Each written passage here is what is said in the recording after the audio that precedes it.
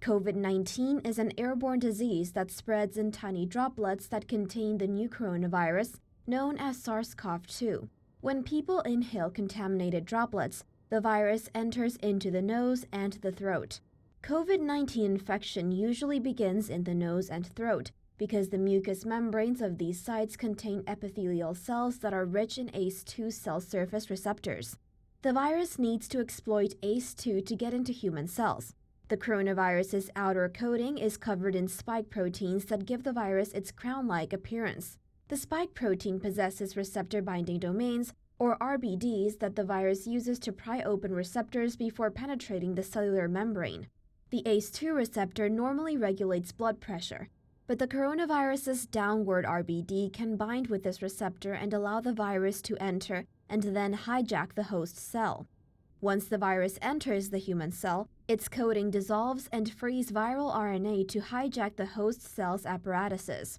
The cell's endoplasmic reticulum produces viral RNA and proteins, while its Golgi body packages them into whole new viruses. As the virus multiplies, the infected person may develop early symptoms such as a sore throat and dry cough, while spreading plentiful amounts of the virus to others. Other symptoms for the first week of infection include fever, a loss of smell and taste, and muscle aches.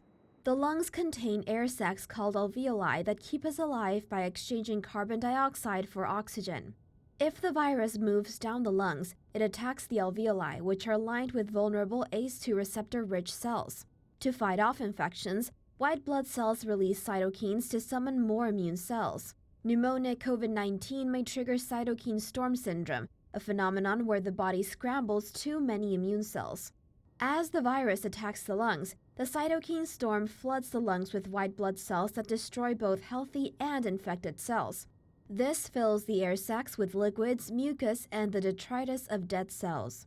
Pneumonic COVID-19 disrupts the exchange of oxygen and damages the lungs extensively, which leads to dangerously low oxygen levels that may become fatal.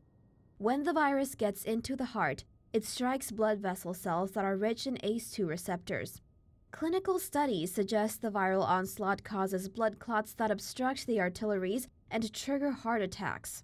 Intestinal cells that are responsible for absorbing nutrition, called enterocytes, also express the RNA for ACE2 and a related enzyme that the virus also exploits, which makes the intestines vulnerable.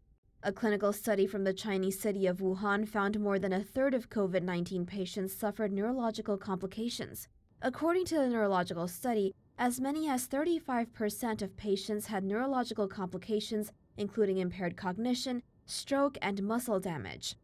Blood clots that travel to the brain could be the cause of the strokes.